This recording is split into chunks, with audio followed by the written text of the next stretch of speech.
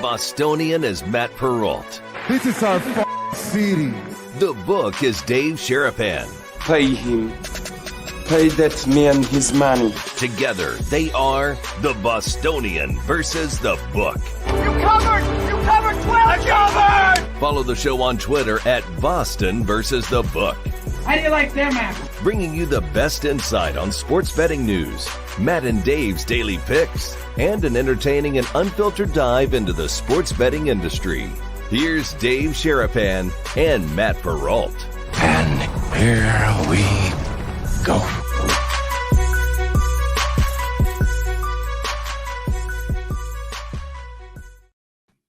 Happy Wednesday, boys and girls. What's up? Welcome into another episode of the Bostonian versus the book. Dave Sharapan, the book. Matt Perrault, the Bostonian. Live YouTube and Twitter at Boston versus the book. Replay on Sports Grid.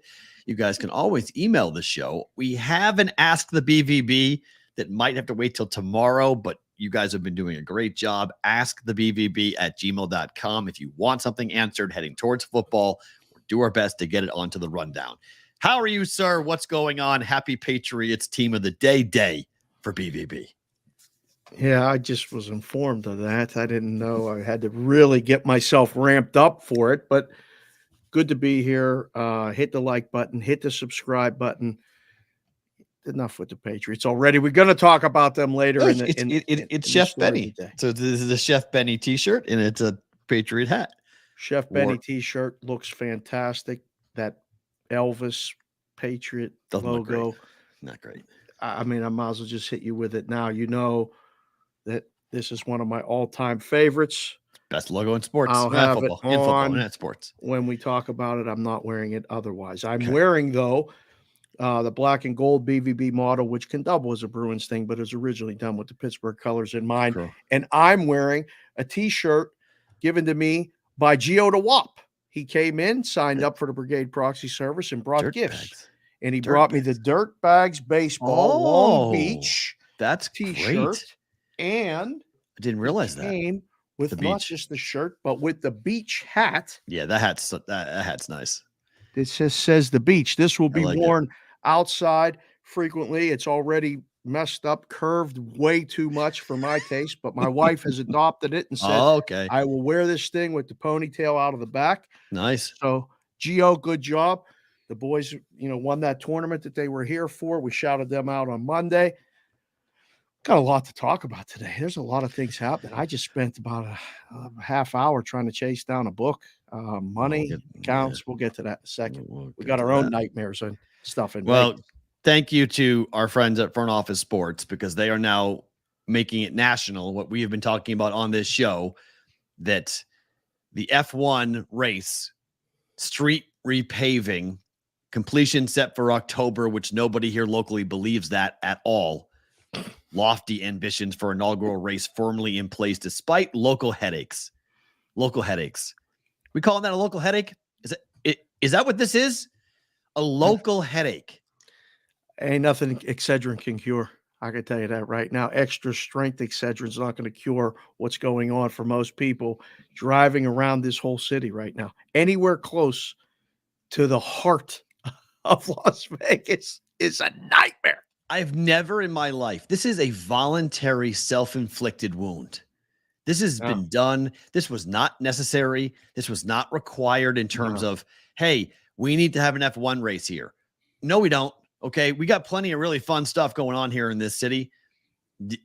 When we talk about expansion in markets growing fast, I think this is going to be what people are going to harken back on for the rest of the time that we talk about building stuff here, because they want to build a new NBA facility compound. They want to call it a whole NBA campus in the south part of the strip. They want to have they want to have a 20,000 seat venue. They want to have outdoor shopping. They want to have all of these big things, right?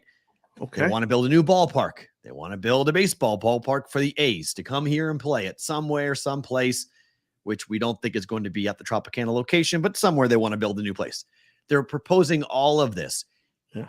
I think everyone's going to ask the question, what does this do to our daily life? Because if you come near what we're dealing with right now, no one is going to support, and I don't care who's coming here, No one is going to support anything to the level we're going through right now. Because do you buy it that they're going to be done in October? The race is November, like 19th? 16, 17, 18, I think. Okay. Thursday, Friday, Saturday. Do you believe they're going to be done in it. October? That this looks like in October done. They better be done by November 1st because they come here and they gotta test everything so they can actually do the race. Like, what if it's going to get done, right? They're going to make people stand up and work round the clock if they're not. But dirty little secret, Dave. Have you checked the availability for hotel rooms that weekend? I have not. There's a problem brewing. Hotels available? As right now, they ain't coming. No? People aren't coming. Really? The prices are outrageous. Mm. The grabbing of dollars, the gouging of people. There is legitimate people who cover Las Vegas room availability. They talk about, the tourism dollars that come in here and the overall events. They are saying that the quiet whispers going on right now are, what did we do? People have overshot our prices. So now it's a game of chicken. We'll wait. We'll keep publicizing it, and maybe they'll come. They haven't booked yet. It's now August 16th, and they're still not coming, huh? $1,000 a night at the Flamingo. Yeah, I remember seeing that and thinking, you interested in that? It's $69 otherwise, but during F1 weekend, it's $1,000 a night. I think it's 29 with a 39 resort fee. I think that's how they get to that number right now. No, I'm not interested in that. Not now, not ever. Certainly not to be congested and then unable to see the race. I figure if I'm going to spend $1,000 and I'm going to hang out in my room and I can see the strip, maybe I can see the race. Well, you may not be able to see the race because they're building up those things. I saw a story that they're not using the right labor to even build these things. They're causing a problem with some unions. Oh gosh, here we go. Building the things. Teachers are already on strike here in Vegas. Now we're going to have the workers on the strip on the strike. Great. I don't know. I would be stunned if they get done by the end of October. Bless them. I'll be ecstatic. I don't buy it. I just don't buy. I think they're going to be working all the way up until the last moment, the last possible date they can actually have construction. They'll still go on. The dirty secret here is that American sports fans could not care less about F1. This is a international event that I get it. People are going to come in here and everyone's going to make this waterfall of money. But the negative press around this thing is getting loud. People are starting to go, is this going to bust? Because Chicago busted. The road race in Chicago for Indy didn't really work. And everyone's wondering, okay, so you have F1 coming in. It's worked in Miami. It's worked in Austin. A third race in America. Are there enough people here who, A, one, care about it, and two, internationally will travel to Las Vegas to see this thing? Because I think everyone goes, it's going to be really cool. Yeah. You willing to pay $4, $5, $6 to see it? Oh, gosh, no. What are you talking about? No. It's a general admission ticket for $500. They're sold out. Okay. The next level up is $2,500. Okay. Amazing. It's like when you walk by a casino, right? And there's a $5 table completely full. There's only one. The next level up is $25 a hand. And you go, hey, do you want to open a $10 table? We'll fill it, Right. No, we're good. And they would rather have an empty table. I had this discussion before I even moved here. I used to be one of the players that wanted to play. Mm-hmm. No, we're good. They'd rather have the dealer stand there and not deal a game and the supervisor not supervise the game than open up a lower denomination table. They're going to hold out as long as they possibly can. Listen, I'm not trying to be the negative or the positive. I just know that when I leave the house, to go anywhere near there. It takes forever to get around. And we're going down there a lot to sign people up for this contest. So we're seeing it. I mean, I'm down there. It feels like I've been down there every day for the past 2 weeks, down by the Strip.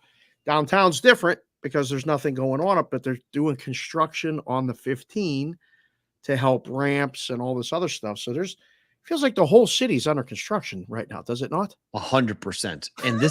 And the louder this gets, the more that people start to go, ooh, do we want to go to Vegas this weekend? What if we go to Phoenix? Like you start making decisions about, I don't know if I want to deal with that. Like if it's as bad as everyone says it is, and I'm not trying to keep people away from coming to Vegas, but I'm just talking about the fact that this is becoming a national news story. Front Office Sports today, front page story, F1 problem. I mean, this is out there right now. People are covering this. People are talking about this saying, the locals are really mad. We mentioned it yesterday. Las Vegas Locally, one of the biggest Twitter accounts covering the things happening here in Las Vegas, said people should go to jail for having all these constructions being done at the same time. Like he's kidding, but like he's serious on the same point, because the level of anger that's going on. Right. I said it before. There's no way the 3-day event will be able to justify screwing up everyone's life for 6 months, because that's what they have done to get this thing to happen. And unless you're getting it, your pockets are being lined directly, which they are not. Right. For most people. We have a pretty well-rounded audience right here live. Mm-hmm. Put whether you're interested in the F1 race in Las Vegas, wherever you're at. We got people from coast to coast, Canada, Mexico, a couple people over in the UK watching the show right now, all over. Yes or no? Are you interested in the F1? Like, I'm not saying like we should leave town that weekend, but I'm not leaving the house. No, like we're staying out on the outskirts of locally. I don't want to even partake in any of the events unless Perrault. I mean, he came on the show last week and he gets a hookup and we get to go to some VIP party. I would consider that, of course, but I mean, I don't. Who's driving me? Who's driving me down there? Who's driving me down there? That's my question. Like, if I'm gonna go and hang out, down there, I'm not driving. I'm not parking. I'm going nowhere near anything. I'll be dropped off and picked up. We got zero interest. LOL. No. Michael Callow. F no. Yeah. Forget F1. No. F no. Yeah. Nope. Won't even watch it. No. Addison, our resident moderator. That's why he has the wrench, boys and girls. That's Addison's one of the moderators of the chat. He said yes, but he's an Indianapolis guy. He's there are guys who are F1 fans. I'm not saying they don't exist. I'm just saying the vast majority of American sports fans that weekend will watch college and pro football and go, "What the hell was that in Vegas?" Like it won't even cross their mind. On Thursday night, they're not going to be watching time trials for F1. They're going to be watching football games around the country. Thursday night football. It's not. Tyler Conium just came in the chat and said it's one of the biggest parties in Montreal every year, and never understood it. It is, because it's all international people who are going to come on in for it. I mean, this is about who wants to be seen and who wants to flash the bling. This is all about the money of the money. Vegas, or are we trying to turn Vegas into something that's not? No, that's what Vegas is. Come on now. Vegas is the most gaudy, show me who you are. City? Yeah, of course. Okay. Yeah. I mean, the F1 brand and the F1 audience meshes with Las Vegas. It's what they're doing to the town to make it happen is the problem. It makes sense to hold an F1 race here. It makes sense to do the things that they're doing in terms of like building the paddock and having it be a 10-year deal and having an association. All that works. Nobody signed up for the preparation. Nobody thought this was going to be as bad as it is right now, to try to just go a mile on the strip. If you're trying to drive between the hours of 3 and 6 on the strip, it's impossible. It's like a fight night on a Saturday night. Right. Well, how about when it's like 9 o'clock at night? It's not any better. How about when it's 7 o'clock in the morning? It's not any better. There's not a good time other than when Tyler came and was staying down there and was coming up to Circa, he said, what time do I have to leave? I said between 4 and 6 a.m. That's the only good time to drive on the strip right now, because you might catch the shift change before it and, there's no one out. That's when you can actually drive. Listen, we're a big city, and that's one of the biggest closely populated, congested areas in the whole world. I was going to say in the United States. I get it. This is different. This is way different. There's no public transportation here. The thing about this is, if the road sucked and you had alternative ways of getting around, that would helpful. That'd be great. Helpful. But you don't have it, because the alternative is a bus, which is in the same traffic. The alternative, an Uber or a Lyft, which is sits you in the same traffic. You can't avoid it. That's the frustration point, that you can walk, but it's 110 degrees outside. So enjoy it. You're going to have, you're going to drag your kid around, or you're going to have your grandma or whoever else, and they're going to have a heat stroke. So that's the problem, that you don't have the ability to put them on a subway or anything to do with an alternative. The monorail is there, but the monorail is very limited as to where you can go and where it can put you. So it's not. Brandon S. just came in and said, as a rideshare driver, the strip is a death sentence at this point. That in the article, it states that Uber and Lyft drivers have begun en masse declining rides anywhere near the strip. They've said, we're not going down there. We're not even taking you from the airport to the strip. Nope, we're not doing it. Where are you going? Nope, we're not going. If you have a strip property hotel right now, you are losing business, because Uber and Lyft will not take people to you. Wow. And I don't blame them at all. I don't blame them. Why get stuck for a drive that's supposed to be a 15-minute ride turns into a 2.5-hour experience? Because you're sitting in stopped traffic trying to get through a 1-lane stretch of the strip. Not good. So, yeah, he's absolutely right. I mean, he's not alone. There's numerous people that are saying, oh, where are you going? Nope, decline. Not taking you. In mass, it's happening. Ooh. I wouldn't do it. Not by any means. I wouldn't. Tough. It's bad. All right, what happened last night? The Yankees are back to 500 for the first time since May 1st after another loss last night for them. They're not winning today in my mind. They're going to lose to the Braves. What do you make of this? Because everyone's saying, from the New York standpoint, it has to get extremely bad, meaning under 500 bad, last place bad, for the Yankees to make wholesale changes in the offseason. Does it get that bad in your mind? They're 14 games out of first place. They're 3.5 games behind the Red Sox now. Sorry, I didn't mean to laugh. It's fine. No, you can laugh. It's true. The Red Sox aren't good. They're better than the Yankees. I'm enjoying the Mets kind of demise, falling apart. Yeah.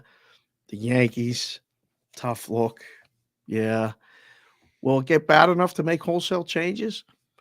I don't know. The Yankee fans been trying to get rid of Boone for 2 years. And they keep on extending him. Just keep on extending him. Yeah, I don't know how much more he can do. Cashman feels like he's untouchable. Yes, right? I mean, he's implanted in there, entrenched in there, has the backing of the top. They're not used to losing. I mean, I think Kurt said this would be the first losing season since 1992. 3, I think it is, but yeah. Last night he said that. 30 years. I said, welcome to, a lot of other baseball teams. I mean, the Pirates from 1992 to now have gone over 500 3 times. It's tough. It's baseball. Sometimes it doesn't go your way, and you can't buy your way out of it. The Mets and the Yankees proved that both. I'd be more concerned with, what do you do from here? You just gave Judge all that money. Right? Are you seriously going to you're going to try to talk to Ohtani and make another big contract? That ain't going to fix the problem. No.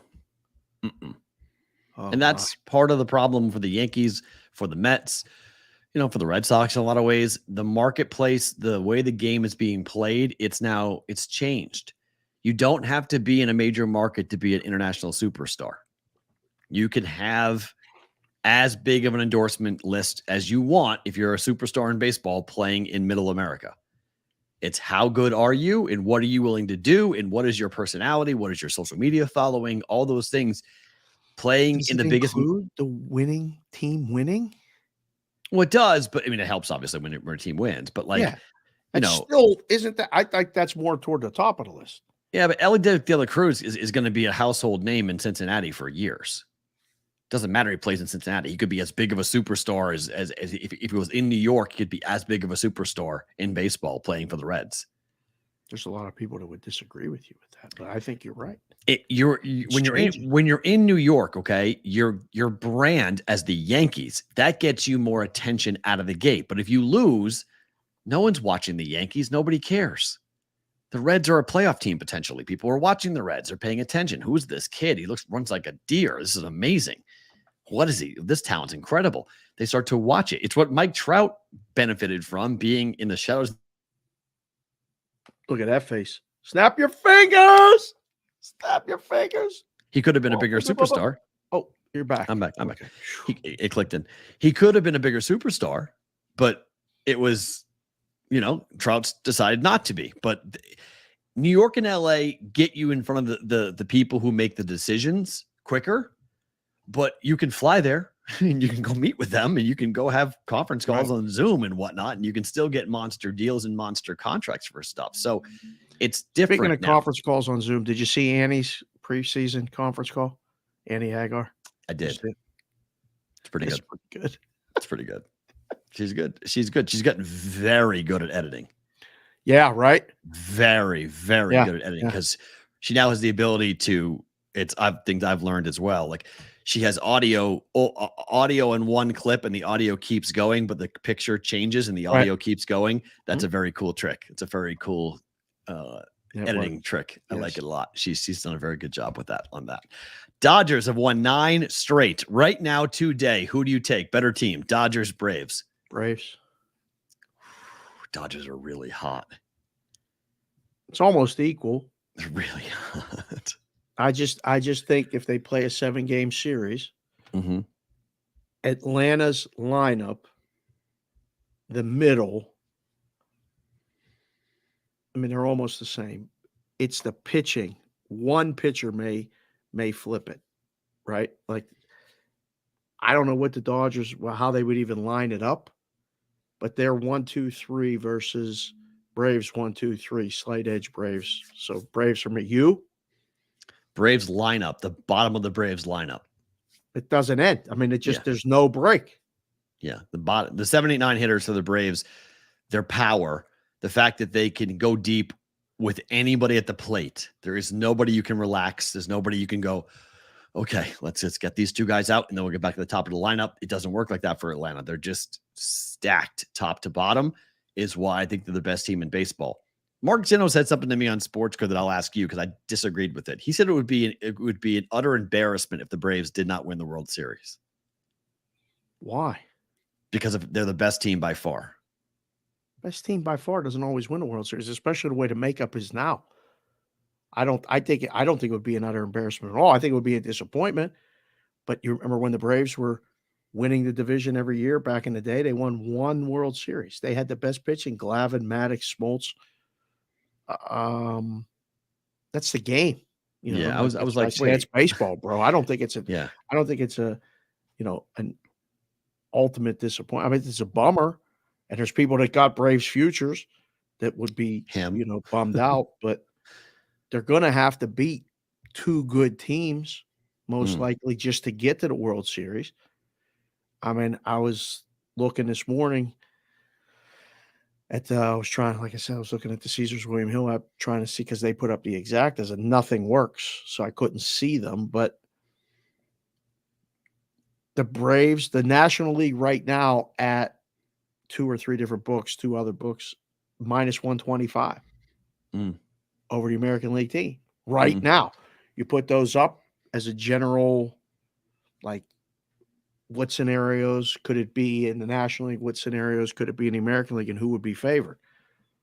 Minus 125 is not another disappointment if you lose a 7-game series.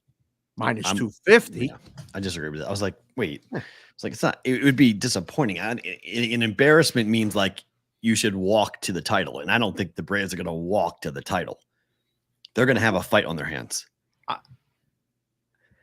But if they get a 5-game series against the NL Central winner, well, okay, so that's going to be, it's still going to be a series. I mean, they still have Kurtz, to win. Kurtz answered it by that. Kurtz saying, well, if you tell me they're going to lose in the first round, okay, maybe that's an embarrassment.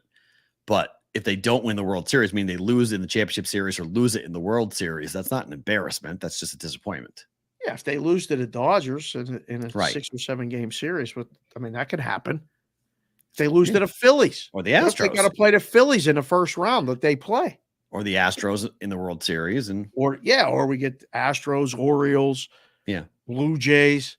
I mean, there won't be it's not going to be easy. The path in a baseball with the extra series, not for the 2 top teams, it's still hard. Right. Dodgers today are monster favorites against the Brewers. Minus 245. We'll play the game we always play. How much do I have to give you to bet Milwaukee? Maybe this. Oh, I mean, this is. You're going to go against the 9 in a row with Kershaw against Miley. Yeah. The Dodgers mash lefties. They do. They mash everybody. Right now, they're killing everybody. Doesn't matter who's out there. They're killing everybody right now. I don't know. This number seems exorbitantly high to me. This seems. I know they've won 9 in a row. I don't know. Minus 245. 8.5. We're sitting in a book right now, and you say that to me. I go, all right, we're going to 250. Let's go see if that's the number we got to go get. And give them plus 220 coming back. That would be 20 cents better than any take back right now. It's either $2, 205, plus 195. So let's give them 220. Let's trick the bots and see if we can get a play. Right? I'll come in. Well, I mean, because they scan the odd screens and they go, wait a second, what's that BVB book doing? Oh, let's take 220.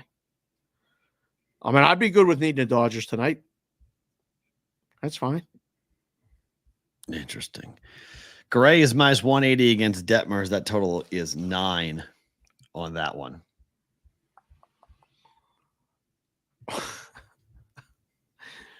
Big business put you up to this? No, it's just interesting to look at the pricing difference. I mean, Texas is red hot. The Angels the Angels suck. And yet the Dodgers get minus 245 and the Rangers get minus 180. And it's down to 167. Like, who's betting the Angels today? 172, what are we doing? 175. I don't know. That's a book trying to get you to bet the Angels too. I'm good with that. Riding the Rangers. This business came in yesterday and told us that price isn't bad. I was talking to him. I was DMing put those with him. two together, Rangers and Dodgers. A Ranger Dodger parlay. Yeah. Look at you recommending parlays. Well, I mean, it's a 2-game money line parlay. It's plus money. Plus should be around plus 140, plus 150. Let's see. What would we get if you take the 2 of those? We're gonna go with the money line. Rangers money line and the Dodgers money line gets us to be a plus 119 FanDuel parlay. Okay, I overshot a little bit. We're not getting the bigger plus prices there, but still a plus 120 on 2 of the hottest teams in baseball. Both of them are up against bad teams. Both of them are at home. I guess Milwaukee's not bad, but a team that they're heavy favorites against. Yeah. So you can go with that. That's not a bad play. Verlander is only minus 109 against Luzardo and the Marlins today. Rubber match between these two teams. This game's fascinating. Total 7.5. Did you watch Cueto pitch yesterday at all? I did not. How do you do? He looked pretty good. Okay. They lost, though, 6-5. He's still entertaining. Yeah, the big inning. The big inning is back in baseball where you can hang a 4 spot on somebody and they leave the pitcher in. It's if it's early in the game, they leave the pitcher in. That's what these good teams do. And Houston was down and then they had the big inning and it was done. Verlander. Oh, this is a tough game. That's why I didn't bet it. Very tough game. I don't know. No. I think lefties are the kryptonite for the Astros. I would lean Marlins. I lean Marlins because they're at home. They're just a much better home team than the road team. So I think the Marlins win today too. But I'm not going to go against Verlander. That's tough to go against him.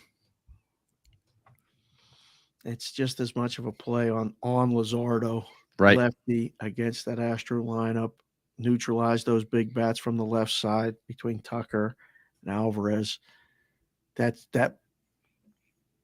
which way do you think that line's going to close? Let me take a look. Wow, it opened minus 120 or minus 125 last night. It's minus 107. Now it's going toward the Marlins. They're betting the Marlins. So I like it. Yeah. Chase steam if you want. 7.5.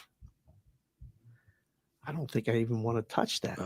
Normally would say under, but no. It's the Marlins, so I would lean that way, but yeah, I don't know. Astros total under. That's the play. So here's a question. Yes. Vegas played last night in the Championship Cup final against New York and got crushed. They play again Thursday. Tomorrow. Yeah. Same number. They ran it right back. It's 6.5. It was 6.5 last night. They got killed. 6.5. We run it right back. There's no money on the line Thursday. It's a regular season game on Thursday. So what the hell was yesterday? The Commissioner's Cup championship game. Oh. So they got the chance to highlight. They all won money last night. All the Liberty won money last night. Oh, it was winner take all? Yes. Oh, championship game. That's how they play for cash. NBA Cup's coming here doing the same thing. So that's what the in-season tournament is. So they just happen to play back to back. Did they sell them the money? I don't know. Bring cash out. The WNBA odds for a championship have never been this low. Now, Aces are minus 190. Liberty plus 170. Liberty now are 2-1 against Vegas. These two are probably on a collision course to play in the final. Take a flyer on New York. Right there. That's a series price. Minus 190 plus 170. Makes perfect sense. Okay. Value on the Liberty right now? Or just wait because that price is going to be there at the end of the season anyway. So why bet it now? Yeah, you could do that. But one injury could swing that. Well, Candace Parker needs to come back for Vegas because they may not be able to beat the Liberty without her. Right. Because right now, Liberty, back-to-back games, home and road, whipped Vegas. I saw you say that last night. I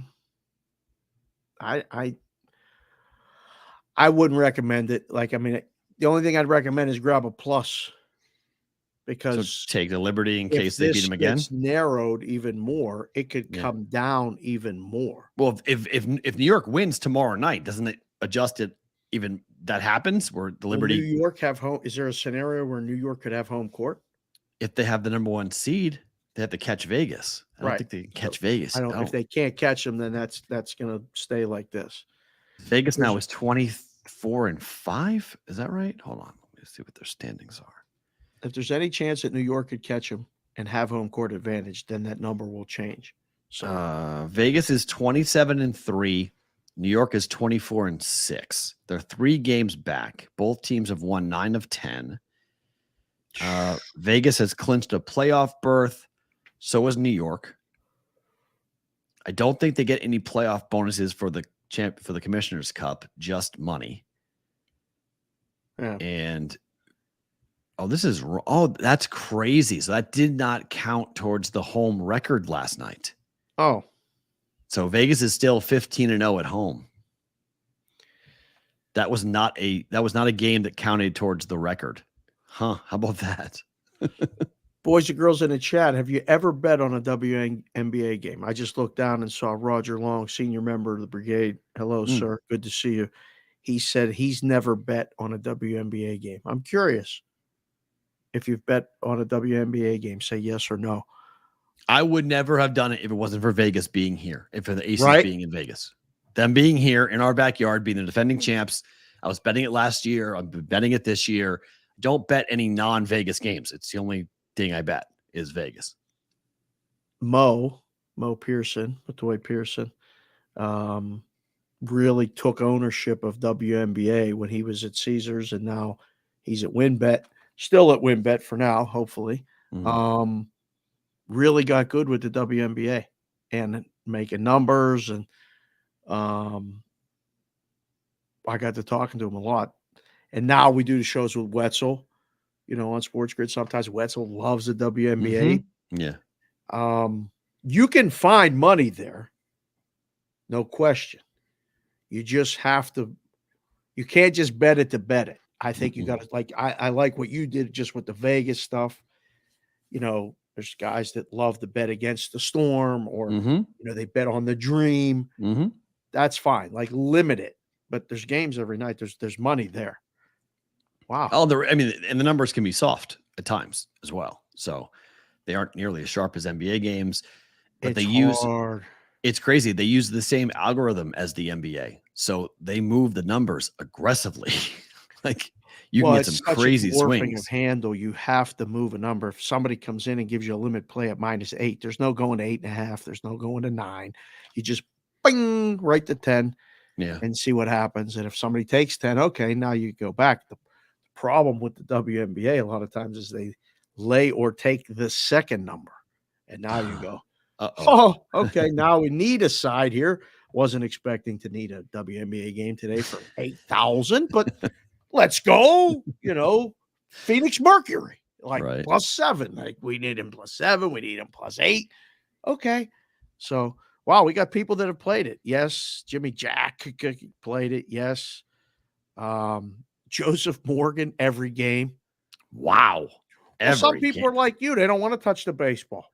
That's fine, but every WNBA game. Wow. I'd love to see a record at the end of the year, how you are, because you're that sharp. That's phenomenal. If you could. That's how you can really hit the books if you're betting every WNBA game. That's good. Are you with me? ? Yes on WNBA. Mikey Awesome. Yes. Jay Buck, our guy back east. Nice. Yes, a ton. Wow. Yeah, he's a Connecticut Sun guy. He loves the Sun. Yeah. That's so right. He had a uniform. He's got a jersey. He wears Sun jerseys. So yeah, he's all in on them. Wow. Okay. It's or trailing you. B2 Bartown is trailed Matt. Yeah, from the Juice. Oh my goodness. I bet it for the Juice. I got crushed last night. I bet the Vegas team total over 91.5. They scored 62. So yeah. Ouch. Not good. Not good. It's not good. They were bad last night. So happens. Fanatics today. Maryland, Mass, Ohio, and Tennessee. 4 states, big press release. They have opened their sports books in those 4 states at the moment. This is supposed to be the FanDuel DraftKings killer. This book is supposed to come in and do big things. Yeah. Agree or disagree? The Fanatics has a chance. They've coming in before ESPN Bet will have a chance to rebrand everything. Mm-hmm. Are they a player? Maryland, Tennessee. How many? I think they're a player there.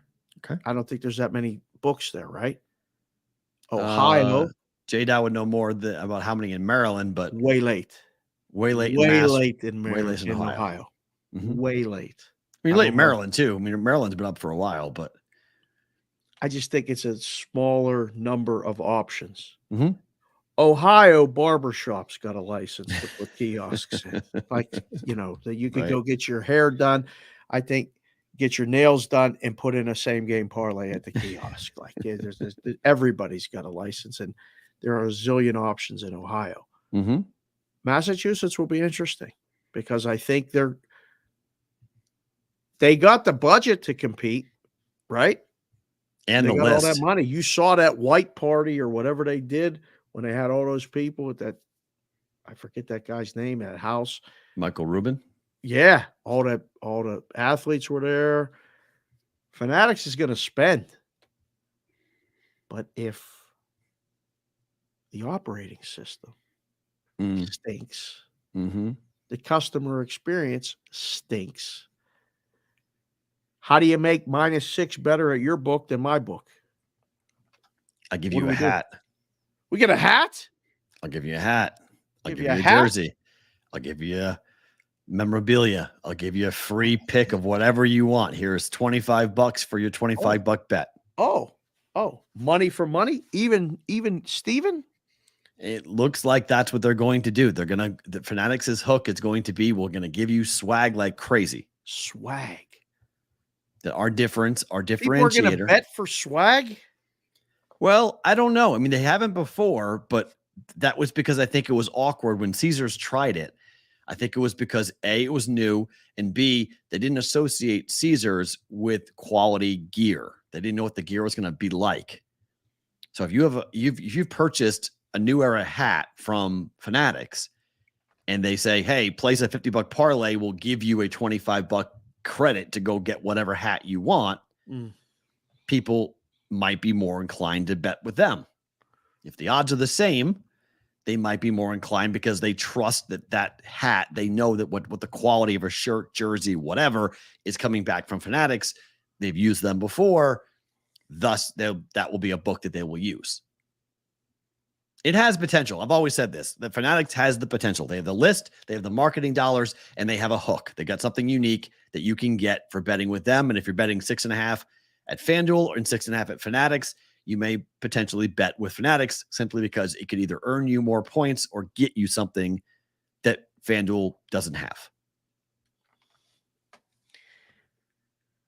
I feel like we're starting like running a race on a track where we're up here with FanDuel. Yeah, they're 2 laps down of the NASCAR race. Right? They're lapped. Yes, they're lapped. Yes, they're starting 2 laps down. Yes. We need a caution flag for them to catch up. It doesn't mean they can't catch up, though. But yes, they are way behind building themselves into a sports book. But ESPN Bet's got the same problem. Right. So DraftKings and FanDuel are not concerned at the moment for either one, nor should they be. I mean, no. Keep doing your business. We got ours. We're good. Come in. That's fine. We'll keep going. And eventually, I think there could be a conversation where they're.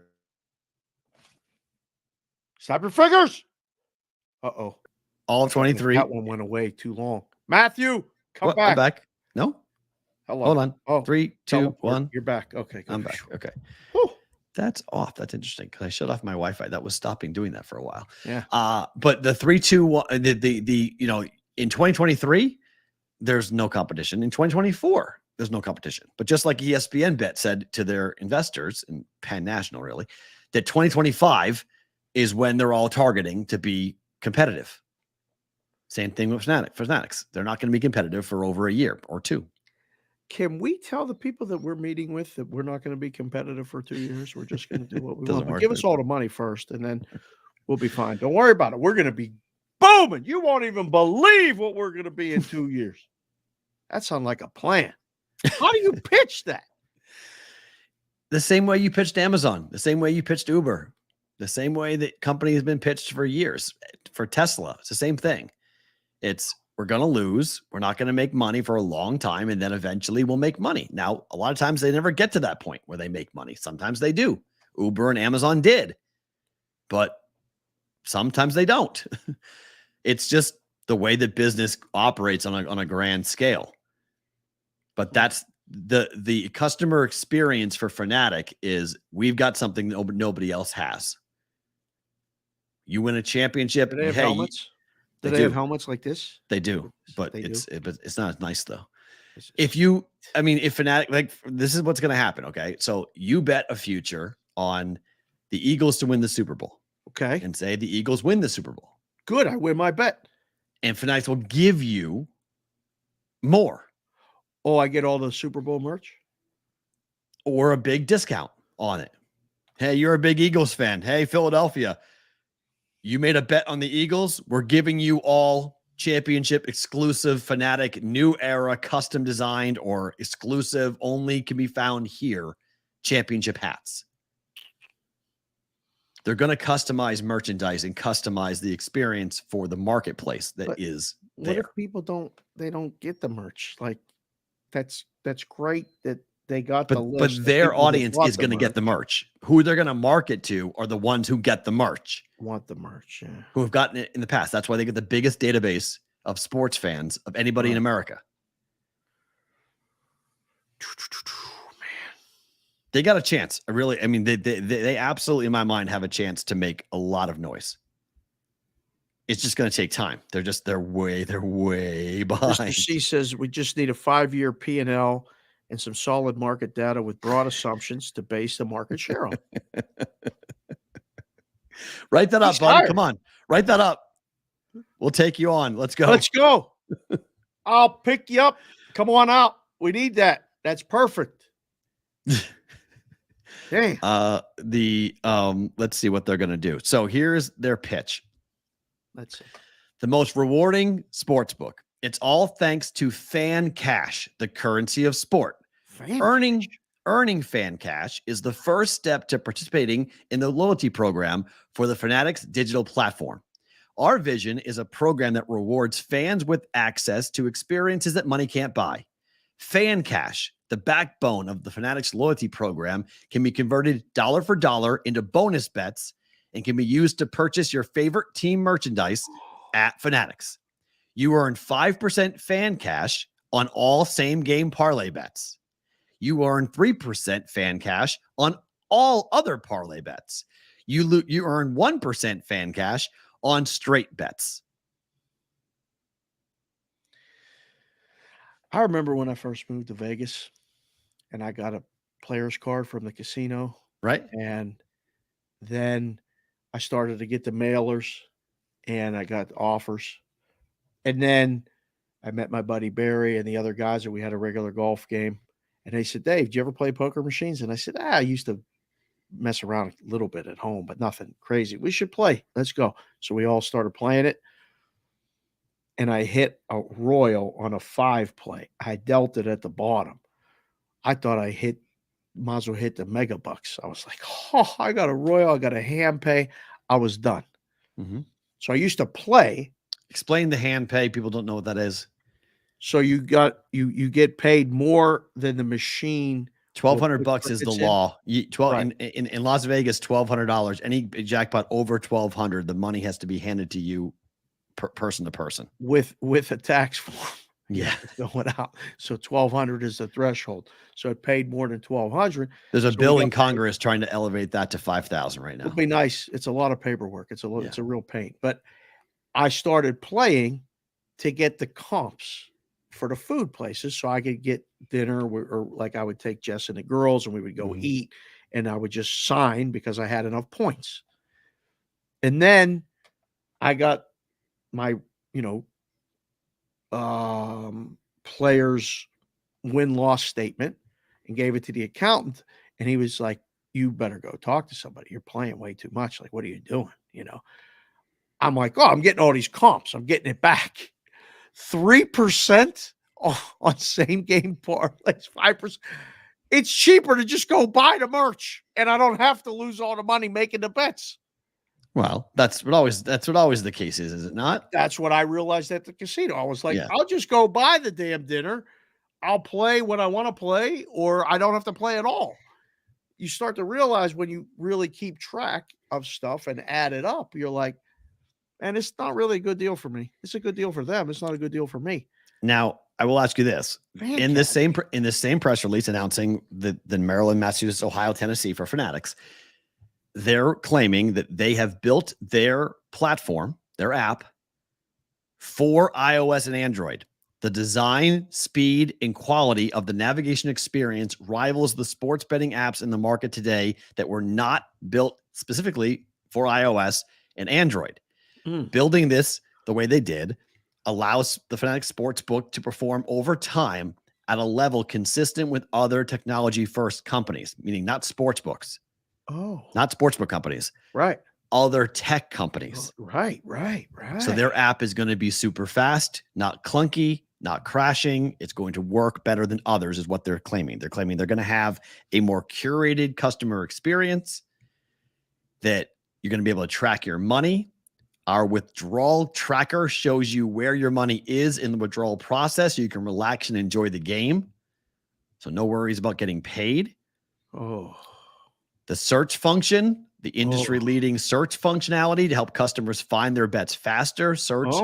We'll go to search bar, recent searches, autocomplete, sync aliases, deep linking to leagues, events, and other markets. So to your point, I'm only reading this not to give them I'm not trying to, go ahead and blow up Fanatics here and give them a free half-hour segment. Right. I'm just saying we've talked a lot about the platform, and the platform has to work.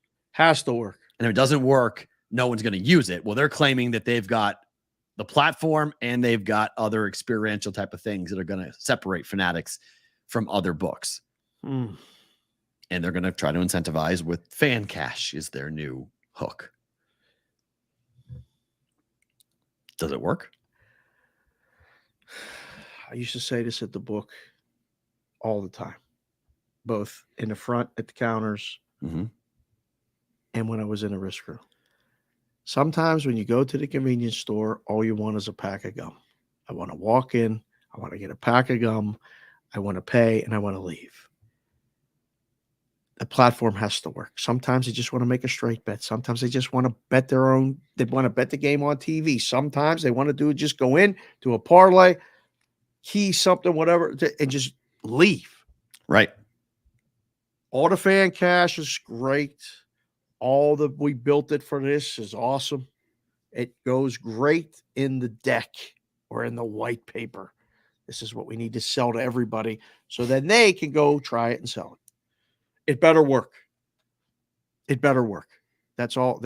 It better work because the other ones that are way ahead, they work. And they're constantly tweaking it. So in this same release, there a quote from Scott McClintock, who is the chief product officer of Fanatic Betting, said, quote, after 6 months of beta testing, we are excited to officially launch the Fanatic Sportsbook app and the product to the public. We are laser focused on solving pain points facing customers by offering a faster, easier, and a more rewarding sports betting experience. The strategic patience to build a product for the long term has given us an opportunity to refine and for redefine a customer's experience and expectation of what a sportsbook should be. With the Fanatic Sportsbook product foundation built and wholly owned, customers should expect unparalleled speed of feature improvement, delivery, and innovation. Until you show any aptitude toward doing good at it, they kick you out. Profiled, or you can't log in from a certain place because the Wi-Fi can't locate you. All the things that are going to happen, their margin for it should be this way because there's so many other options. When it doesn't work, you just go to somewhere else. You just want to make a bet. I'm going to admit, I am interested. I want to see, like, you're making some pretty big claims. I want to see what it's like. I want to see how different it is. I want to see if it is actually what you're saying it is. So like you said, people might try you once. If you're false advertising, you'll die on the vine. People, I think that's what they're up against. Like coming in late is not bad, but I've heard the white label. Remember when we went to G2E last year and we walked around? And I went around to all these sportsbook odds providers. They're all using the same platform. It's like they're selling a Cadillac. Right. It's the white label. It's the luxury experience. It's the does it work? That's all I want to know. Does it work? Well, you can watch the games on here. We can keep you engaged. We can send you direct emails to you. Does it work? Please tell me, does it work? I said it on that other thing about ESPN Bet. I'll say it now. Who's booking the games? It needs to work first and foremost. But I mean, Fanatics is building their own odds team, their own risk room. We do know that. They are. So, I mean, I'm not saying it's going to be any good or not, but we do know that they're building their own, that they're not going to outsource their odds, that they're going to create their own marketplaces. That's what they're telling you.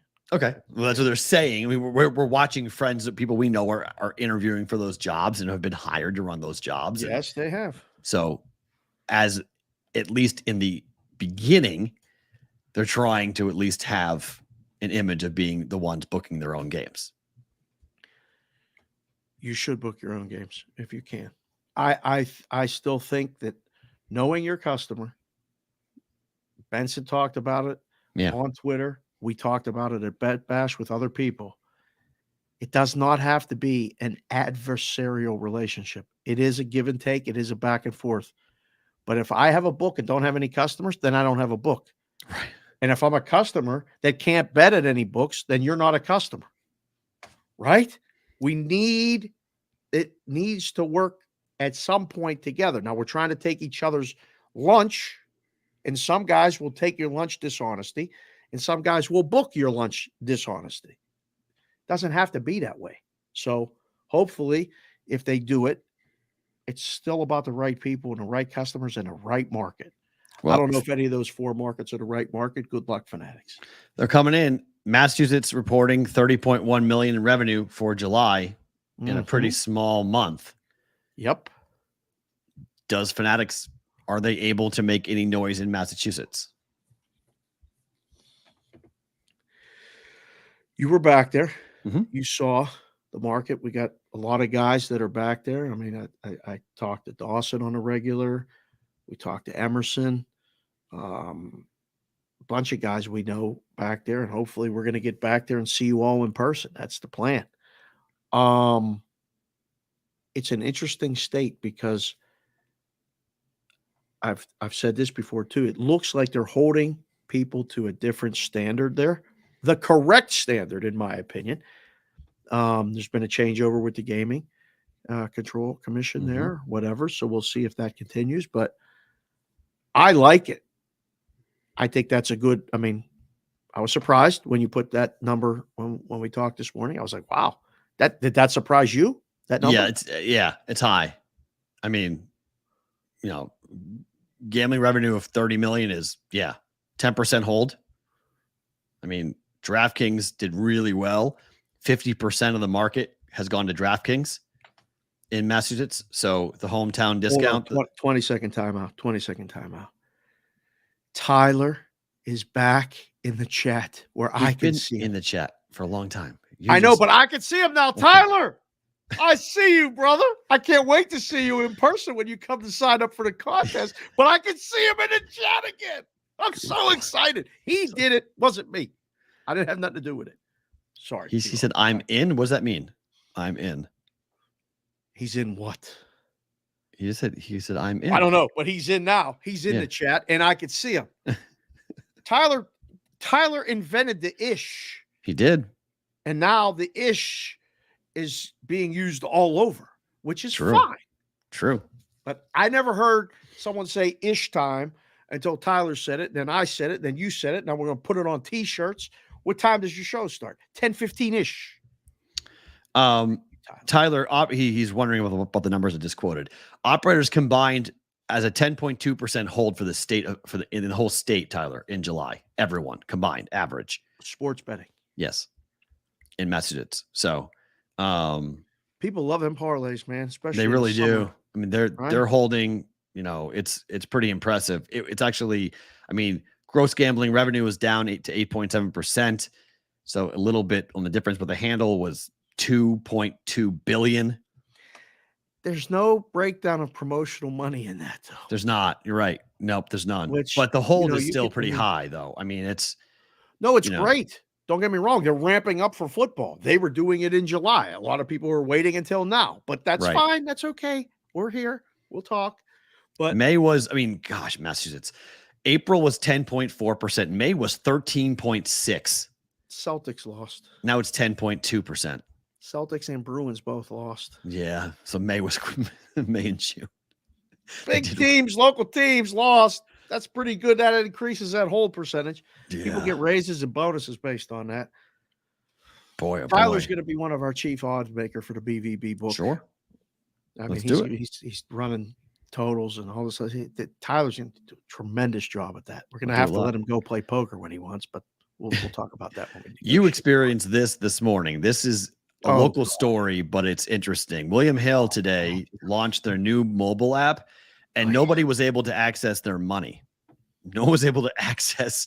They couldn't even log in. They switched everybody over to Caesars without really notifying anybody as to, like, hey, by the way, you could be without your money for days. days. Now, you went to the book and saw the guys, or one of the guys at a William Hill book this morning. What did they tell you when you went there today? First thing they said is, I walked in and they're like, wait a second, are you not on TV today? What are you doing here? I said, thanks for watching the show, boys. Hit the like button, hit the subscribe button. We can have you on the show on your off days if you'd like. Right. They got a big kick out of it. They said, what are you doing? You doing baseball stuff? What are you doing? I said, well, I can't do anything right now because I can't log into my account. Can't see no numbers. So I came in to see if you could help me. And the other guy went, about that. And I was like, oh. Uh-oh. Are these guys here too doing the same thing? Yes. We can't do anything. Great. Who can? Do you have a Caesars app or a William Hill app? William Hill is what it was. Okay, you have to go to either the Stratosphere or the Sahara. Our update comes on Friday. I said, guys, it's Wednesday. You're going to have to answer this question for 2 more days. And they were like, yeah. And I was there at 9 a.m. They just opened at 8. I was probably answer number 18 of the morning. And I was like, am I glad I'm not working behind the counter? I need another reason. I'm on 1.95 million reason why I can't be working in a book. It's a day like today. So I said, I don't have my account number because it auto-populated. Like most of you know that use the apps.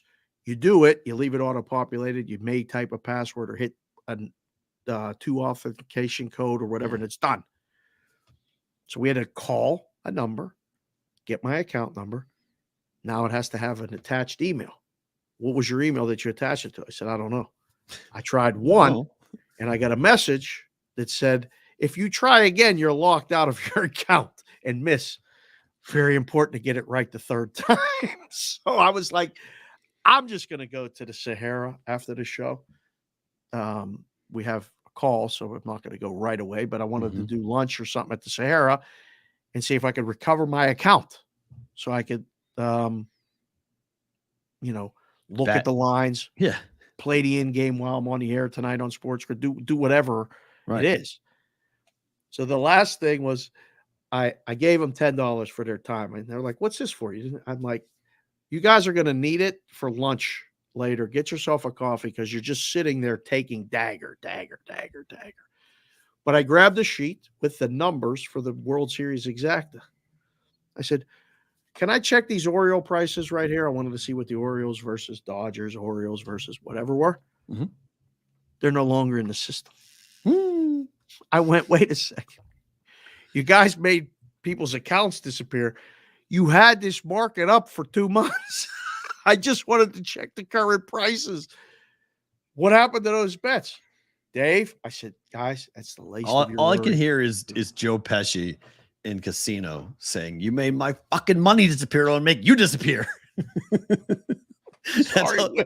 That's all I can hear whenever I'm hearing this story is Pesci with the accountant at a house that literally is like 3 miles down the road from where I am on the golf course, grabbing the guy in De Niro's in his bathrobe. And he's like, he's a square guy. You can't do that to him. He's going to go right to the police. Yeah. Where's my money? Where's my money? Oh, it's too good. The guy with the hair in Casino, Jimmy, I want my money. Where's my money, Jimmy? Where's my fucking money? If you haven't seen that movie, if you have not seen that movie, man, oh God, it's so good. No, that scene is Goodfellas. You're confusing movies. That's Goodfellas. Goodfellas. That's Yeah, Maury. That's Maury with the hair. Yes, that's the guy who sells the toupees, and he's going. Jimmy is De Niro's character in Goodfellas. Yes. And he's saying, "I'm going to kill him." He's like, "Where's my money? Where's my money? Where's my money?" Yes. Oh, just such good movies. All right, time for 32 teams, 31 shows. All right. It is my team's day, but Survivor time. Circa Survivor, Circa Million. You guys coming to town to sign up. $14 million in prizes up for grabs right now. $8 million available in the Survivor. $6 million available in Circa Million. 5 teams against the spread. For Million, 1 team, no spread. Just pick a winner and stay alive in Survivor. For more information, log on to circasports.com. This team is the New England Patriots for today. Win total 6.5. Now this is, correct me if I'm wrong, this number has moved, has it not? BetMGM's got it at 6.5. BetMGM has it at 6.5. But I was looking at the articles and I was like, it came out last week and I was like, wait a minute. 6.5. Wasn't it 7.5? Yes. Has it gone down? Hold on. Because you told me all the money was bet on the over. So I was like, wait a minute, that number didn't feel right to me. Win totals. New England Patriots is currently at the FanDuel 7.5. But juice is minus 142 to the under. Okay. So we're playing around here. Over 7 is probably the number. 8-9 last year for the Patriots. Reason to be excited. The division's that's not right. That didn't take. It didn't take. Sorry, nope, that's wrong. That's wrong. That didn't take. It didn't take. No, that was yesterday's division. Yeah, it didn't take. They're playing in a hard division, the AFC East. There's that. We'll do that. There's excited. Bill O'Brien is the OC. He will run actually a real offense this year for the Patriots. Is that a reason to be excited? Yes, very much so. Yes. Really? Go back to actually running plays that will benefit the offense. They will actually have an offense worth talking about and not being stupid and run and do dumb plays that are predictable. Okay. That every DC knew what was coming before it ever was run. So yes, Bill O'Brien is a monster addition for that Patriots team. Monster. Okay. Monster. Lack of playmakers on offense is still a big concern. This is very valid. This is one of your best takes ever on one of your teams. So they don't have the weapons that you need to compete with the top offenses in the game. Are you going to mention a quarterback? I think Mac Jones is fine. I don't have a problem with Mac Jones. With Bill O'Brien running the offense, I'm perfectly comfortable. I don't think Mac Jones is a problem. I don't think he's. I think we still don't know. Is he? You were a so top excited 15? about Zappy the other night. Oh, in the preseason, yes, I was. He didn't play very well, but he's not a starting quarterback in the league. His arm strength's a question. So no threat at all to be the starting quarterback. None to me. No, not anymore. He was for a little bit last year, but Mac with Bill O'Brien, no way. So you hire Mac Bill. Starts and New England starts 1-4 or something. You're going to call for Zappy? No.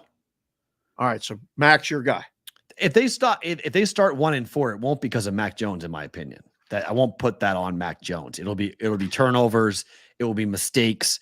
It will be the defense not living up to what it could be. A Bill Belichick coach team is going to make mistakes and do turnovers? The last 2 years, Patriots have not looked like Belichick. That's what everyone says. That's the big knock, right? This is not – Belichick's lost his fastball, as everyone says. Not your typical team anymore. That's what the people are saying? Sure. Yeah, a lot of people have said that. Patriot fans have said that. People in Boston have said that. He's closer to being done now. Like people can see. He could be done if they don't make the playoffs this year. He could be done this. Robert Kraft could let him go after this season. It's not crazy. If the Patriots go 6-11, Bill leaves when Bill wants to leave. No, that's not how these things end. Not with guys like Robert Kraft. No. Remember, Robert Kraft never wanted Tom Brady to leave. Robert Kraft is getting up there in age, but his wife is like a teenager. Like he's got no desire. He's going to be around for a long time. He wants to win. He's not done. Robert Kraft wants to go. And if Bill gets him there, great. If not, thank you for everything you did. We'll build you a statue. You are amazing. The game's passed you by. It's time to go a different direction. So this is a big year for Belichick. There's heat. There's legitimate heat on Bill Belichick this season. That's why everybody loves the Patriots to go over their win total. Give me 5 seconds to rant. Sure. Zawinski just hit a double down the line. They tried to score McCutcheon from first. Okay. Got thrown out at the plate. The third base coach, it's a very important part of baseball. Kutch is almost as old as you. True. Shouldn't be scoring from first. Stop. Out at the plate. Pirates trail 4-2. There's your What'd you bet? Over. Smoking like a true over better on this. All right. Division stacked, as we know. Division is going to be a big problem for the Patriots. Here is your Patriots schedule. Your Patriots. Don't put my Patriots. My Patriots schedule for 2023. They open up. You would debate yesterday. We debated about the Buccaneers hats. You had the new. Yours logo. is. I had the old. There's not even a conversation to be had. Discussion with this. Not even a conversation to be had. Yours is way better. Way better. Yes, that needs to be the full-time logo for the Patriots. I don't like this. I can't wait till they wear these. They're going to wear these twice this year, right? The full. I think, at least twice. They might wear it more than that. Oh, It's at least twice. They wear it the whole time in my mind. All right. They open up with Tom Brady being honored. Game 1 against Philadelphia. Big moment. Big game. Big moment. What's the line? Philly -3. It's out, right? What is it? Hold on. I'm thinking. I don't want to give them no credit. I don't want to say they're going to win. I think they may win this game. I think so too. The Patriots may win this first game. Uh-huh. Damn it. Hold on. What's the total? 40 I don't know. something? 3? 44? First week NFL. Sunday Night Football. Wow. Eagles 5. They'll cover. They won't win. It's not Sunday Night Football. No, it's afternoon no, window. It's in the late window. Never Afternoon mind. window. Yeah. Yeah. Philly -5. 46 is a total. Eagles and under. Eagles win. 0-1. Patriots win. Of course. I'm taking Pats 1-0. You're right. Miami comes into town. Tough game. I gotta get my whole season sheet here for this. What do you think this line is? Pick them? Yeah, maybe Patriots favored. The Patriots' record against Miami in September is actually really bad, but it's because they often play in Miami. Down there, yeah. They don't play up here. Patriots almost always beat Miami in Foxborough. Yeah, because they play them in December when it's freezing. Correct. Yep. And the Dolphins have all the cold gear on. They look Correct. miserable. Yep. Patriots will win this game. Agreed. 2-0 at the Jets. They'll lose that game. See, I think they win that game. You think they go to the Jets and win? I think they win that game. And then things start to get rough. Then they go to Dallas and lose. They're going to lose to Dallas. I don't know if they beat New Orleans. This is a game that is. Oh, that's one of them tricky games. They'll win that game. They'll win that game. All right, I think they lose that game. I think Yeah, I lose to New Orleans. So I have them opening up 3-2 I have 2. on the road at Vegas. Payback time. For that ridiculous ending last year. Payback time.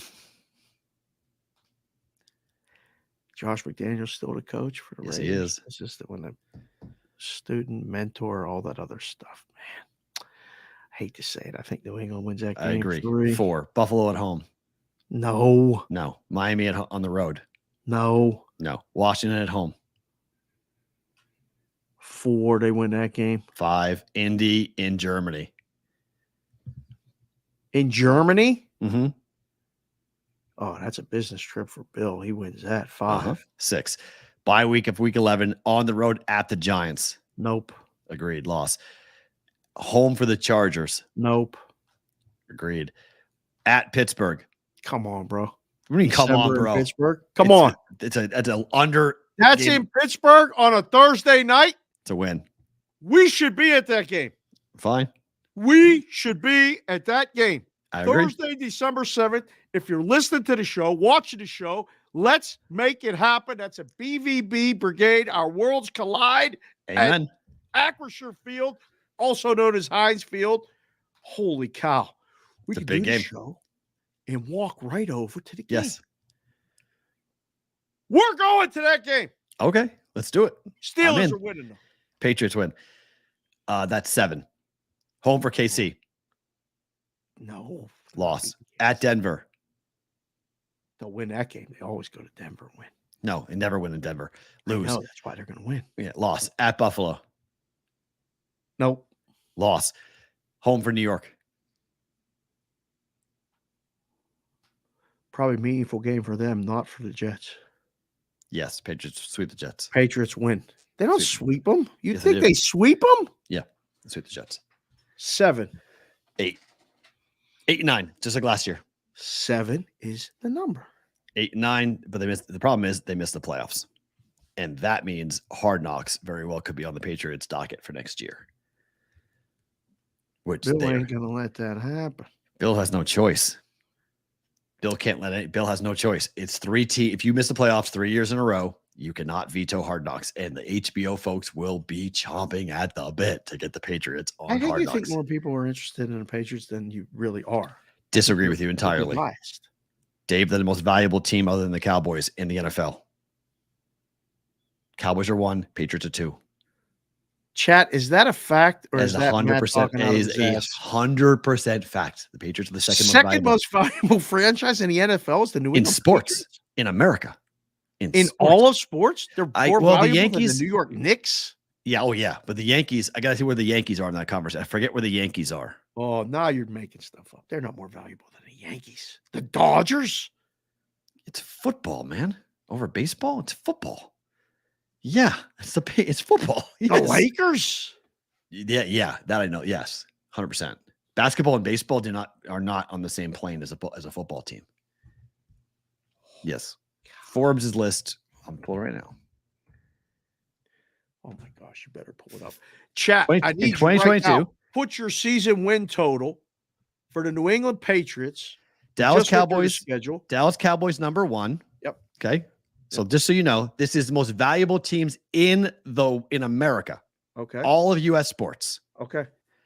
Cowboys $8 billion. Okay. Patriots $6.4 billion. Second. Number 2. Who's third? Number 2, most valuable franchise in America, more than the Lakers, more than the Yankees. Who's third? Rams. The Yankees Rams? Yep. Yankees are 4. Giants are Yankees are 3 rather. Yeah, Yankees. Oh no, they're tied. Yankees and Giants are tied.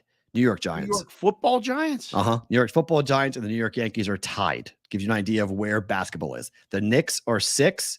The Bears are 6, tied. Warriors are at 8. The Commanders are at 8. Lakers are at 10. Football, bro. It's football. Baseball teams in there in big cities, they're right up there in the top 10, but that's a big jump from 8. Cowboys are their own institution. They're goodbye. Goodbye. Damn. Way up. So, Brigade Proxy Pro Football Story of the Day. Thank you, Chef Benny, for this Brigade Proxy shirt. It's on the logos on the back as well, so we appreciate that. Text the show 702-570-8255. Big weekend coming up starting tomorrow. Westgate Super Contest weekend, Thursday, Friday, Saturday at the Westgate. Big deal. We'll sign up a bunch of people. And then the following weekend is Circa Million weekend, and yes, we have no sleep. Aaron Rodgers. Yesterday at Hard Knocks. Big story. Offensive line got roasted by Robert Saleh, saying everything falls apart unless the offensive line plays well. And the offensive line's not playing well for the New York Jets. Aaron Rodgers had another injury scare because this guy is going to have a big problem with the offensive line, limping around, but stayed in. His calf got injured during OTAs. He did not seek medical attention, but does Aaron Rodgers play 17 games in your mind? I saw you up tweeting at sunrise today saying there's no chance he's playing 17 games. There's not. I don't think he does either. Not behind that offensive line. He's not. 39 years old. Not in that stadium, on that field turf, and all the crap weather that they got. There's just too many things. He's going to get hit more, most likely, although he knows how to not get hit. Yes, he does. Yeah. A lot. I don't know. I would bet no. I mean, what's he missed? 3 games? 14 games played, maybe? Yeah. Hopefully. Right. Yeah, sounds right. I hope he plays 17. Listen, him being in. Happening. Did he just slide off the base on a steal? I can't watch this game. They're just running off the bases. Oh, but be lucky to get over. Will he make it through the full season? No. Will the Jets make the playoffs? No. Ooh. There's so many people on the Jets bandwagon. It's a riot. Yeah. Jets are winning the division. Yeah. Jets are winning the Super Bowl. Yep. Here they go. Here they go. I'm just like, anybody want to talk about the offensive line? Like, anybody talking about that? Like, nobody's talking about that. You might want to start talking about the offensive line. Just let you know. You might want to start talking about the offensive line.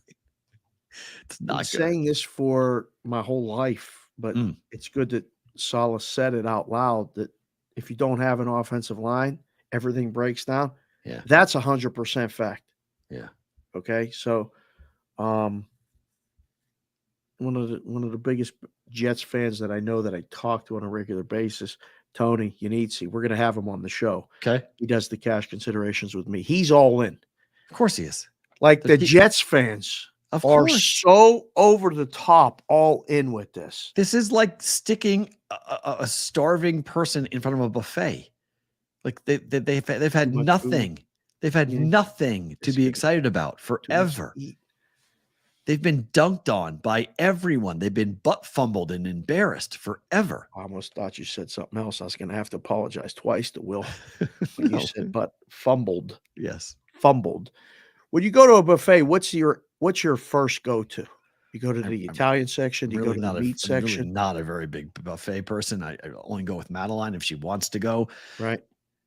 But like Go to I've the dessert I've section. considered this. Okay, there is a $100 all-you-can-eat lobster tail and fillet steak buffet at the M. 100 for that now? Yeah, it's all you can eat. It's the best buffet in town. It's better than the Wynn by all accounts. I would consider that. I've not gone to You it. go right to the lobster tail? No, I probably. I mean, if for the I'm, meat. it's a brunch. It's a brunch. 100? Yeah. So I probably would go and start with the breakfast stuff, and then work my way in to the other Okay. stuff. Okay. The last buffet I went to was at the Palms.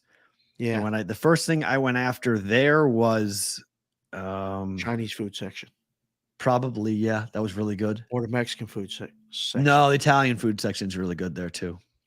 I always go to the Italian food section first. Yeah. Can't help it. Mhm. Just go to It's what good you want, stuff.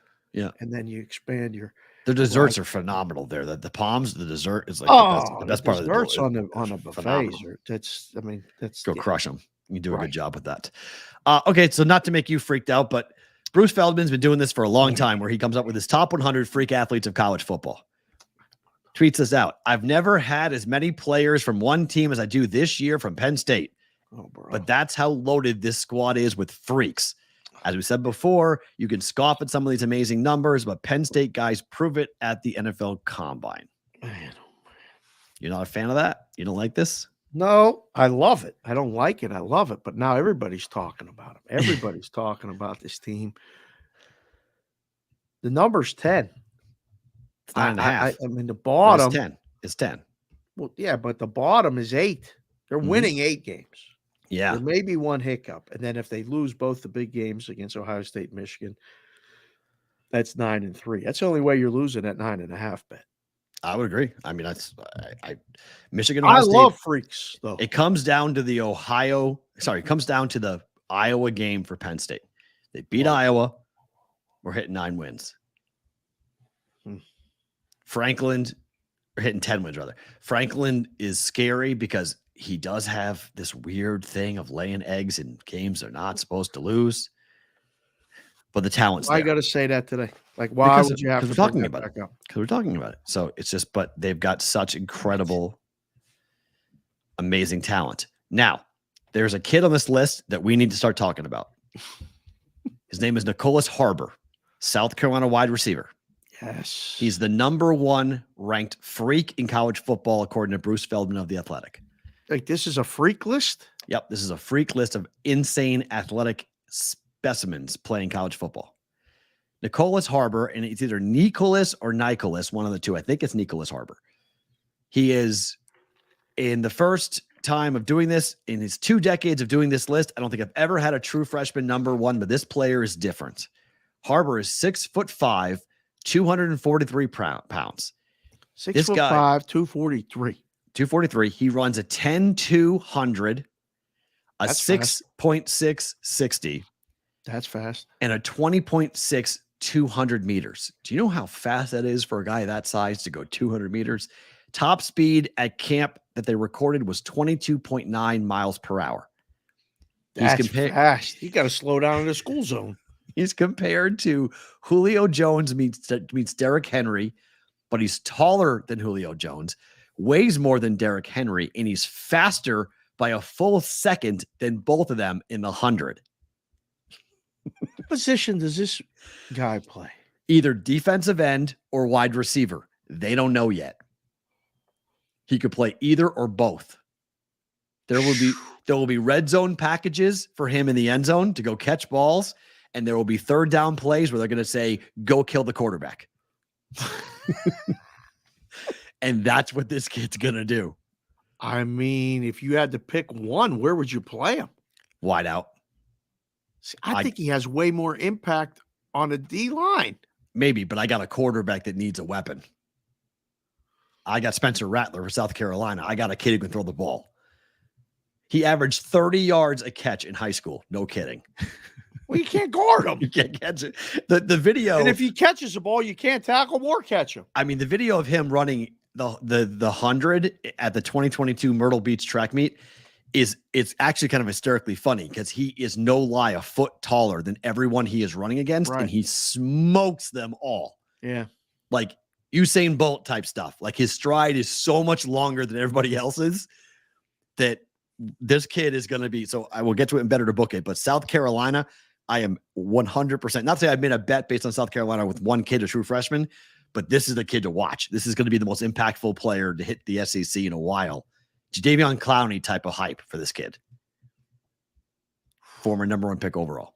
I can't wait to see him in a uniform. Right. See him play. This is going to be good. And now I'll have a rabbit hole to go down after this. By the way, the Mets just hit a home run. It's now 6-2. Yeah, so the players on this list from Penn State, in case you're curious, you come in number 1 with Chop Robinson at number 9, the defensive end, who could be, Hold on, we have a guy named Chop. Yeah, Chop Robinson. I like that. Oh yeah, he's Micah Parsons light, essentially. I just like him because his name's Chop. Now, he runs a 4.47 40. That's good. Yeah, he's 250 pounds. That's good. He's enormous and runs a 4.4. So he's 6'3", 254 pounds. Hello. He's bigger than Micah Parsons. So he's number 9. At number, let's see, the next Penn State player is Jordan Vandenberg, defensive lineman from Johannesburg, South Africa. Wow, that's a long way from home. I hope he enjoys Central Pennsylvania. Yikes. He bench presses 455. He squats 690. He ran a 4.7 40 and a 4.20 shuttle time. Vertical jump of 31 inches, broad jump of 9.2 for a guy who weighs 304 pounds. What in the hell position does he play? Defensive line. Go get that quarterback. He's a big boy. Go kill the quarterback, you. Olumayawa Fashanu, offensive tackle for Penn State. I'm going to have to get this name put in front of me and Fashanu. Pronounce it. I think Fashanu is his last name. 20 years old. He ranked 3-star prospect out of high school, ranked 45th among all of his tackles in the 2020 class. However, he's 6'6", 320 pounds, was great last year for Penn State, 4.97 40. That would have tied him for the best at the NFL Combine for speed. He bench presses 405. He squats 605. What the hell? Both of his parents are 5'8". Somehow this kid is 6'6", 320. He can carry his parents as children. We're gonna have to run a test, right? Like hold on here, Mama. Mom might have gone. Yeah, Mom might have gone somewhere outside the family house. We got to make sure that this boy is ours. About Singleton. He's 31 on the list. Obviously, over 1,000 yards rushing, 12 rushing touchdowns, 4.39 40 at 228 pounds. He bench presses 425. That's crazy. Zach Durant, defensive lineman. Your D line is crazy. Sick, right? 6'1", 284, 4.66 40. He ran a 4.4 shuttle, broad jump of 9'10", and he benches 425. Yikes. Look out for that kid. Zane Durant. So your defensive line is one to watch for Penn State. You guys are going to kill some people. Abdul Carter comes in at 43. How special does Penn State think he is? They gave him number 11, which is the same number of Micah Parsons and LeVar Arrington. Woo! 6'3", 250, 4.48 40, power clean of 350 pounds. What position does he play? He's a sophomore linebacker. Linebacker, you is back. baby. Yeah, for that kid, he's got number 11, so he's got the right. He's gonna get this excited on August 16th. Oh, you should. The guys, man, oh man, your team is loaded with talent at the moment. I mean, this is a very talented, very, very good Penn State team. Let's see, where's the next guy for Penn State? Play quarterback and not turn the ball over, man. Right, that's the key, right? Just don't turn the football over. The last kid on this list, he's a big drop off between, but it goes all the way down. Okay, we got enough freaks on that list. I'm good. I think that's it. Yeah, that was it. Okay, so that's it. So you have the most freaks from one school. Then in the 20 years of Bruce Feldman doing this, Penn State has the most. So enjoy that. Oh, wow. Mr. C said he's looking at his book. PSU's regular season wins is there. 9.5 is -150. Yeah, it's getting expensive. Just move the damn number to seriously. 10. They don't want to because they know they're going to get the under bet. At 10, though, that's okay. Like, right. I mean, you're encouraging the under bet at 9.5 because they won't go to 10.5. I mean, if they go to 10.5, everyone's going to bet the under because they've already bet 9.5, including me. I'd bet the under too because then for the middle at 10, hit them both. You get middle and you get hit on both sides and you get crushed. All right. One more quick story before we get and let go of Sports Grid here. Yep. There is a book in Arkansas called Bet Saracen. I don't think this is in reference to Friday Night Lights, but this is all I can think about when I see Bet Saracen it's the Friday Night Lights book. It's like, this is the greatest book in the world. This would be my book if I lived there. Which, by the way, did you see that there's schools banning Friday Night Lights, the book? In Iowa? Rommel Camp said that. Really? Sorry, Will. That's really fucked up. What are we doing? What are we doing? It's Iowa. I don't know. Ask Iowa. I have no idea what they're doing. Right. Banning Friday Night Lights? Like what? Why? Like why? It's a great book. Great Excellent book. movie, Booby Miles. Great show, great movie, just great. Everything about it. Great. Makes absolutely no sense why. Right. So there's an article that came out on sportshandle.com about Bet Saracen and what Bet Saracen's trying to do and the success they're having in the state of Arkansas by being hyper localized, knowing their customer, marketing to their customer, giving their customer what they think the customer in the state of Arkansas wants to bet. Could this be the future? For maybe not the FanDuel, aka McDonald's, or DraftKings, aka Burger King, but John and Betty's Burger Shop in a local state. If you build a good storefront with good stuff and it's easy to pay, then that's where they'll go. You build a good thing and the customers will come. And if you take care of them, they will stay. But if you build a sort of good thing and you try to bribe them to stay, then when you take away the bribe, they go away. Right. That's a direct quote from Bet Saracen Chief Market Officer Carlton Safa in that article. Do I think this is Return Back to the Future, which I love those movies. Mm-hmm. Doc Brown and Marty McFly. Yes, it should become this way. I think the expansion, you have to be careful. Because once you do, you lose that right there.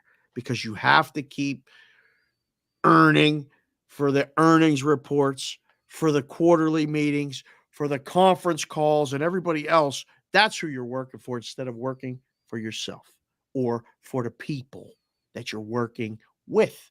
Do you believe their numbers that they're averaging more than 60% of the market in Arkansas every month? Well, the big ones aren't in Arkansas. They didn't go. Yes. I mean, that's a lot. Congratulations if those numbers are correct. I haven't looked at the Arkansas numbers once from anyone, only because I don't know anyone in Arkansas, and I'm not sure if it's possible. But about 15 months after Bet Saracen launched, it was ranked number 15 in the handle by handle in the nation, ahead of Resorts World, Tipico, Bet Parks. The last quote, and Jill did a great job. I know Jill Dorson. She wrote the article at Sports Handle. They do a great job, guys. If you want to learn about this business and get really well written articles, go here. But the quote is, payments are first, because it doesn't matter how great your store is. You can have Macy's in its heyday in New York City, but if the cash registers don't work, customers will leave. It's the same on the app. If it can't give you your money, you're going to leave and leave angry. I couldn't wait to talk about this because I thought this guy gets it. Yeah. Like, thank you. This is what it should be. When you win, I pay you. Mm-hmm. When you bet and lose, I keep it. That's the root of the business. Yep. And if you can at least work with that, I think it's a good thing. We had that here in Vegas. We're losing control of that a little bit. That's why the guys that, we know, friends of ours, that have their main location and hub is Vegas, they still have it. Right. It's that expansion that forces you to change, and they don't have it. Now your product changes, your app stinks, and good luck. It's going to be an interesting couple of years in the business. That's the bottom line here with this. One more quick one. Florida, there's another lawsuit, by the way, that's going to be Florida's probably 2024 or beyond, which we're waiting on Florida. We're waiting on. Because I thought I saw somebody today that said if they appeal in between the appeal, they can open. Maybe what they did last time, and then they had to close. Right. So like they can do that if they want, but then you can open up and be like, let's take bets, and then all of a sudden a judge comes in and says, yeah, you can't do that anymore, and then you're stuck with all this money that you don't know what to do with it because, like, do we give it back? Do we pay you? Do we honor the bet? Do we not honor the bet? Like, it's a gamble. If you want to make, you can do that, yeah. But a judge can issue, just like last time, they opened, and then they all ran around. It's the same lawsuit claiming that the gaming pact has been violated by Governor DeSantis with the tribes in Florida. So they're still having the same argument as to what is and interpreting the gaming pact. And they're claiming that one reading says, go ahead, you're good. Another reading says, no, you can't. It's a federal government violation. You could open if you want, but that's what happened last time. So would you open if you had the option? Like, I would not. No way. Why would I open and cause all that angst again? Yes. I'd be like, look, let's just wait until for how much money we can open and never have to close again. And how much money are you actually going to be able to make in that period of time to make it worth your while? Correct. So, like, what's the point? You aren't going to make enough money. Point. Right. You're not going to make enough money for it to actually benefit you. Like a cash grab, you're like, oh, they're open, let's go. And then a month later, you're like, oh no, I got to do what? I got to give it all back. Yeah. Or I got to find the customer. I got to go inform them. I got to call them, email them. Nightmare. They got a future bet that's a 50-1 play that's open that I got to figure out whether no, I don't want, no. I want no part of that. I would not open. I would 100% stay closed until we're open, not kind of open or maybe open, like open. I like open. Open is good for long-term. Open, closed, and maybe open again. That sucks. It's a bad idea. That is a bad idea. Sports Grid, thank you for being here. We appreciate it. It's a Wednesday, Thursday, tomorrow, roll call eve. You guys are now calling the Thursday show, which is really funny. So we got a lot of stuff happening during the week. Tomorrow is the first day of the Westgate Super Contest weekend. So who knows who's going to stop on by and be a part of the show coming up tomorrow. So if you guys are on YouTube and Twitter, you guys know what you're getting. You guys are getting bonus time for you guys who are on Sports Grid. We will talk to you tomorrow.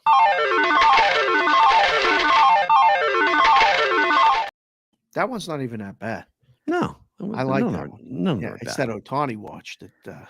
No, Ohtani watch is low. It's the Brigade Proxy Service one that's loud and better to book it. And better to book it's pretty loud too. Oh, see, okay. Oops, I was hitting the wrong one. Speaking of loud, that's the second time that happened where I hit it didn't fall.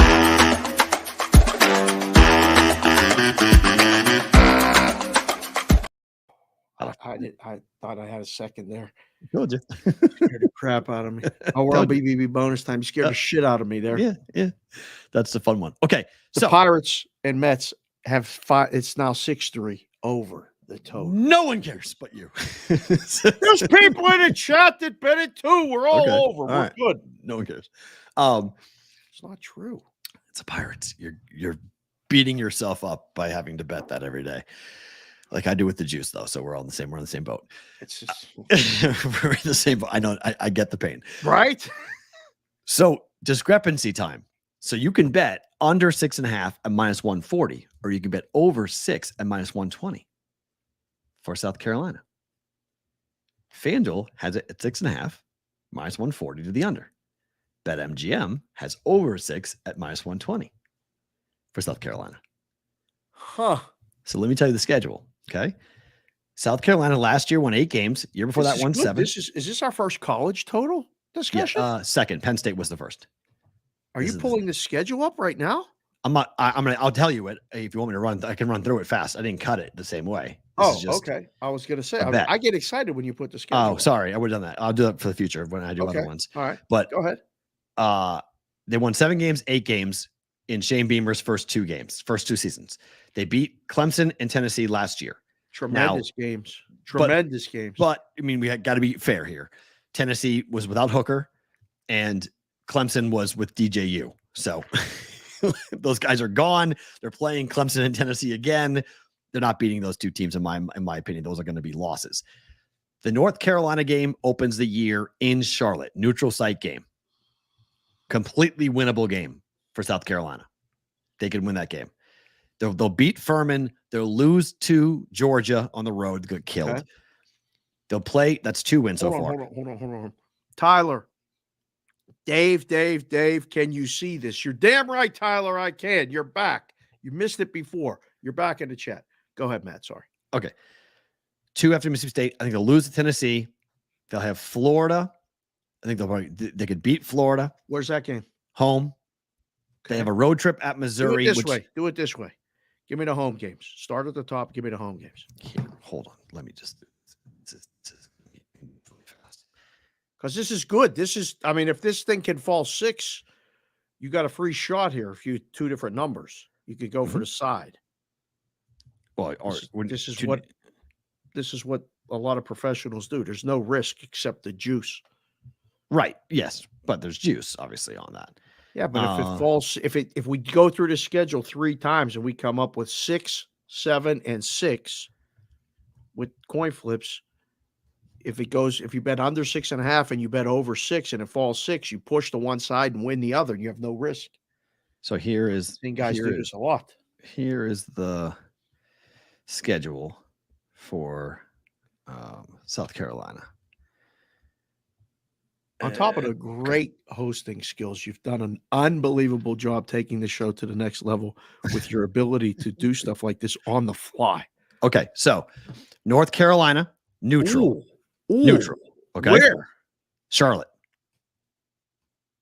Jeez, what's the spread? 50-50. I think Carolina will probably be a 3-point favorite, but it's pretty much going to be a pick, I think. Hold on. I'll tell you. It's up right now. This game is a coin flip. No? Yes, 100%. They could win that game. 9-2. Let's see. Neutral site. We got North Carolina. 1 or 2. Yeah. It's a 1. North Carolina's favored 1 or 2. And could go off as a pick 'em because I think there'll be Carolina. It's going up. There's 2.5s out there. So okay. And a 1 offshore replacement. Could be a fade on South Carolina. It could be a fade on Spencer Rattler, but it's a coin flip game. Okay. Furman's a win. Georgia's a loss. Correct. I think they'll beat Mississippi State at home. Okay. They'll lose Tennessee. On the road, okay. They'll beat Florida. Wow. Okay. They'll beat Missouri. On the road? Yep. Okay. They'll lose to A&M. They're 1-8 since A&M joined the SEC. Oh, they're losing that game, yeah. Jacksonville State's a win. They don't leave the rest of the season. They don't leave home. 4 straight home games. Win over Jacksonville State, win over Vanderbilt, win over Kentucky. Clemson at the end. That sure as hell looks like 7 to me. Correct, right? Or 8, 6, 7, or 8. So you can bet over 6 at BetMGM at -120. And at worst, I think you push, but you have a shot to go and hit and go over. You could take over 6.5 plus money too. If you want to do that, you do that as well. Yes. Because you said the 6.5, the under's favored -140. Oh, yeah. So you Big. can go over 6.5 plus. I mean, so we talked about the free kid. We talked about the free kid, but it's beyond that. They have a very good wideout that's come back, who did not tested the waters, came back. Spencer Rattler is back. Their defense should be better. It's still work in progress, but it should be better under Shane Beamer. We know it's a Beamer, so special teams are a big deal. They're always great at special teams. So those coin flip games, they tend to do very well in because of special teams. Tyler said, hold on 7, ? They're only going to be favored in 4 for sure. Keep that in mind. Rodgers said he's got 5. You guys are still here in BVB bonus time. How many wins do you guys think that South Carolina gets? The North Carolina game could be the bet. I mean, they beat Carolina, they'll win 6. They lose, it could be tough. Right. But at minus 120. Well, I mean, there's 4 minimum that they're winning. They have 2 cupcakes. They have Furman and Jacksonville State. Those are W's. Those are 2 W's. They got to win 4. They got to win 4 of their games. And Vanderbilt at home should be a win. Yeah. I mean, most of the home games should be wins. I mean, most of the games at home, I mean, their hard games are all on the road, really. Florida is a question mark, but Florida might suck this year. We'll see what they look like. Florida could be really bad. People aren't 6-6, 7-7.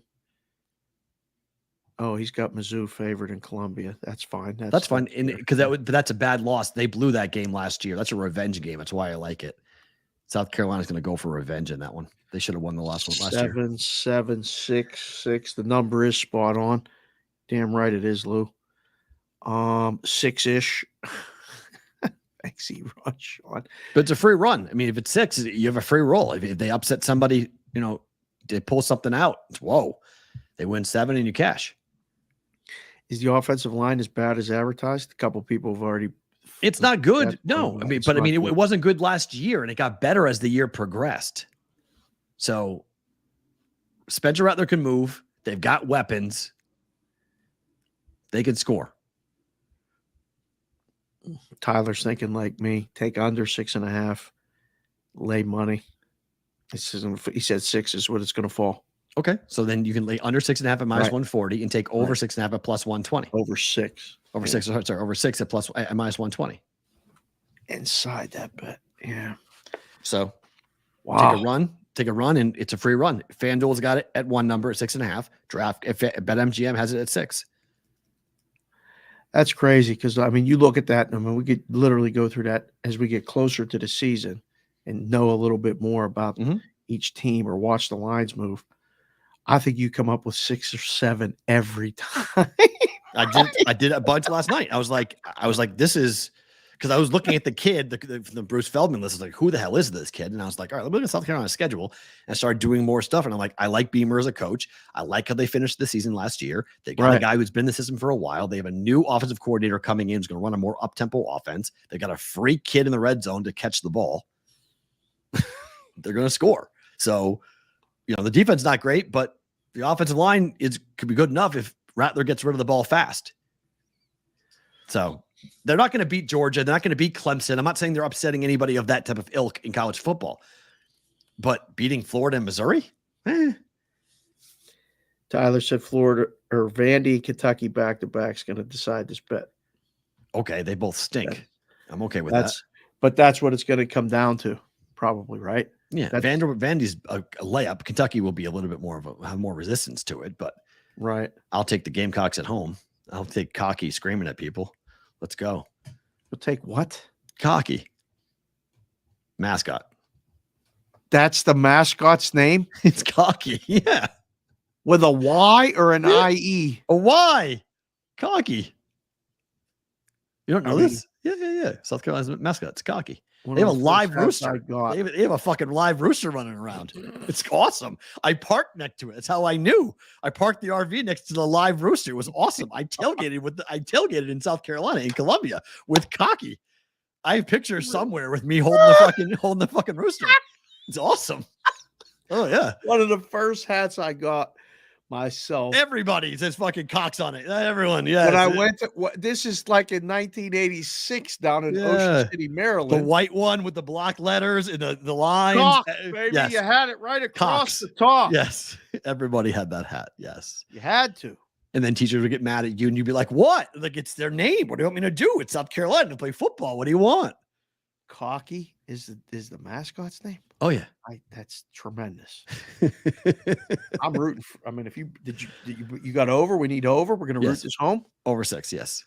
Oh, that'll be a fun. We'll keep an eye on that all season. That'll I be mean, a fun watch. One of the few times I thought my life was in jeopardy covering sports was when South Carolina beat Alabama, and Bama was number 1 in the country. I was on the field, and all the kids in South Carolina, in Columbia. Was it crazy? It was nuts. They had to have police escorts getting Franchione off. I was with. Were you on the field? I was on the field. Were you scared? Yes, because they went at Franchione.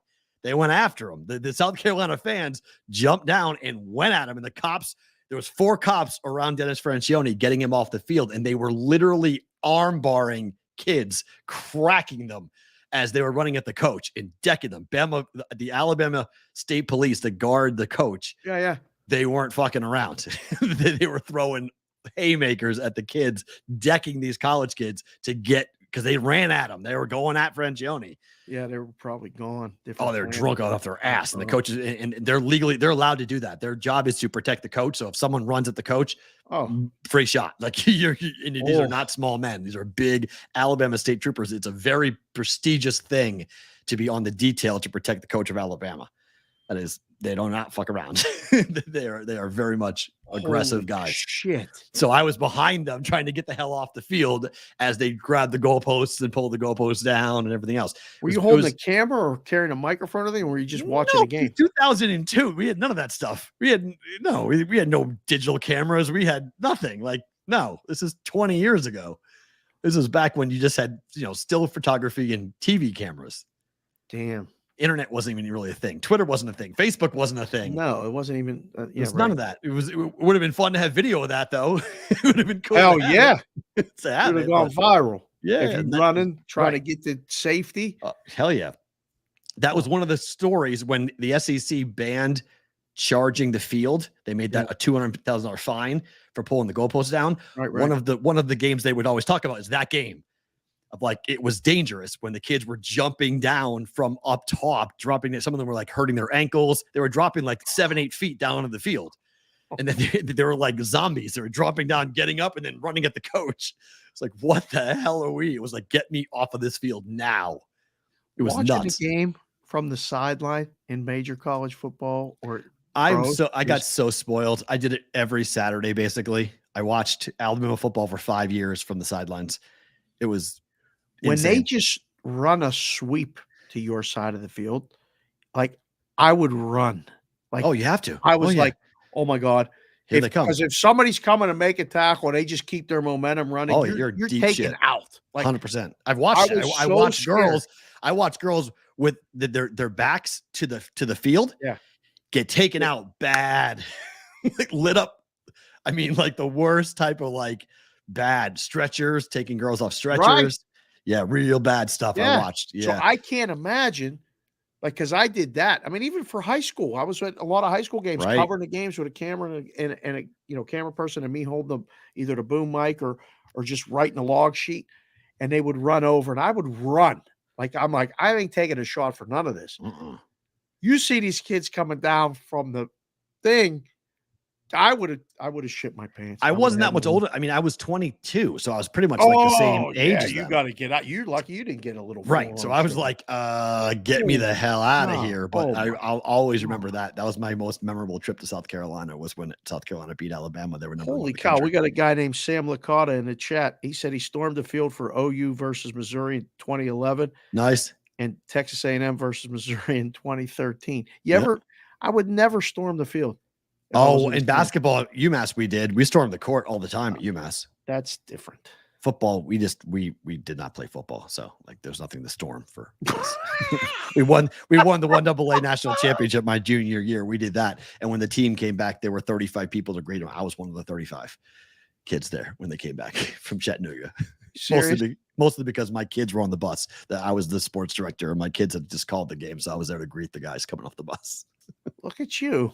Nobody was there, but they had called the championship game, so I was giving them. I called the semifinal. I sent them because I wanted to call basketball. I sent them to go call the championship game. Big Business just came in the chat late, but he Mark said, Whipple. Good Remember that name? afternoon. Remember the name Mark Whipple? Remember the name Mark Whipple? He was your OC for a while in Pittsburgh. Yeah. He was the coach of UMass at the time, who won the championship in 98. Wow. Yeah. Okay. So Big Business came in the chat, dropped an Andrew Jackson. Thank you, sir. Afternoon, boys. Great show as always. Seager for MVP. He loves American League MVP. Could it be open? No. Could it be? It's not open for discussion. No. Otani shuts down. It should be, but the stupid analytical guys won't let it happen. He shuts it down. No. Seager can't win it. No. All it will do is shrink the margin. It won't change the outcome. Wow. Rangers team total over 4.5 today, minus 130. This is. Did we fade it? I can't remember what we did yesterday, even with that big Bet juice. it over. The only thing I hit was the Rangers over. Right. It was good. Over 8.5. Over again. I'm not saying book that. No. Braves team total over 5.5. Wow. You went to the Mensa class last night. You got all the smart stuff. You don't have to think. Like somebody asked me this morning, a different call. Like, what do you like today? Dodgers. Really? Yeah. What's the price? I don't care. I don't know. They won 9 in a row. Just bet the Dodgers every day. Right. Bet the Braves team total. Now this 5.5. Have we reached the point where you at least thought about it, or because I got burned last night? They scored 5, went 5-0. I got burned on the same bet. Going right back to it again, betting it again. Didn't get to. They'll get over this time around. What are you going to do? You fall off a horse, you get back up on it, right? Do it again. Yes, Braves again. Bet They're it. going to score 6 runs today. Okay. So, and then finally, this is the danger zone. Guardians Reds under with Syndergaard and Abbott. Why would you bet under in this game? Do you know the numbers are insane when the Reds are favored at home? They are 16-6 to the under.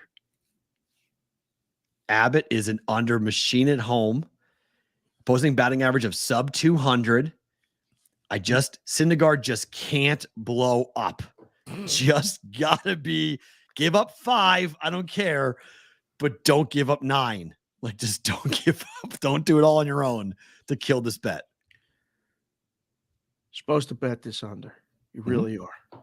And everybody is. It's now under minus 125. Whoa! How about that? Flipped. I'm on the pro side. Look at that. That's surprising. I wasn't ready for that. Yeah. So the Reds are an under team. The Reds are under. The Reds are an under team. They're under in the year. Pitches. When Abbott pitches are on the road under, and they're a massive under when they're favored. Makes no sense. I much prefer the Cleveland team total under in this game because I'm worried about Syndergaard and them hitting him. Fair. We see Ellie hit a home run today. Alonso just hit a home run today, by the way, just now. Bomb. I'll book this one. Not crazy about it, but this will be a 5-4 final. Or no, this will be a 6-5 final. Something it'll just go over. I mean, this ain't going to be no 3-2 game. I don't think so. You're going to have to sweat the hell out of this. Give me 5-3. 6-3 final. I'm good. 5-4. Give me a 6-3 final. 6-3. And I'm You're fine. going to be in that neighborhood. It's all right. We'll go with that. All right. Favorite thing about today is what? I felt bad for those guys at William Hill today. I was like, geez, guys, good luck. Right. I got to figure out how to get my account back open.